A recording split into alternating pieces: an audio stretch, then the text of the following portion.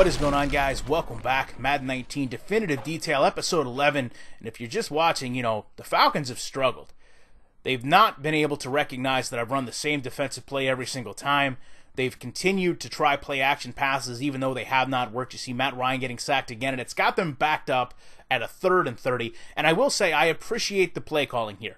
They're not going for the 30-plus yard reception to get a first down. They're throwing into the blitz, which was exactly what they needed to do. And they're just trying to recover some ground and get in field goal position. And that's what I like. There's some realism here. But the way this play actually succeeds is based so much more on my defensive failures than the offensive execution. Let's first off take a look at this zone coverage here. This linebacker, from the play art, is in zone, but he's just strafing the line of scrimmage.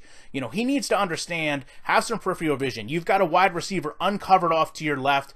Go over there, try to clog a passing lane, make a play. You have no offensive threat in this whole area. The halfback stays in the block. His back is turned to you. So some intelligence here would be nice. Also, I want to focus on this corner. Now, these corners are running man, so it's intriguing to me that they decide to pass these receivers off midway through the route, which is really something you only do in zone coverage. As they get in the same exact position, they cross each other. You've got one receiver going to the left. You've got a second receiver working up the field. Why are they passing these receivers off? Why are they not committed to coverage? It does not make any sense. That's what you would expect to see out of a zone defense, not man. And this big area that's let up because of this, in my opinion, should have been able to be turned upfield by the receiver. Instead, it's a sideline catch well inside. And my safety back here always having issues in coverage. I don't know what I expect him to do. He is doing a decent job of bracketing the slot receiver, but at the same time, he's not putting himself in position to even make a play on this ball because he's, again, running along his favorite part of the field toward the end of that play, the 20-yard line. So there's some good things from a game plan perspective. I don't want to say it's all negative, but when you look at what actually made that play successful, it's a lot of things my defense did wrong, and I don't want my defense to dominate every single play.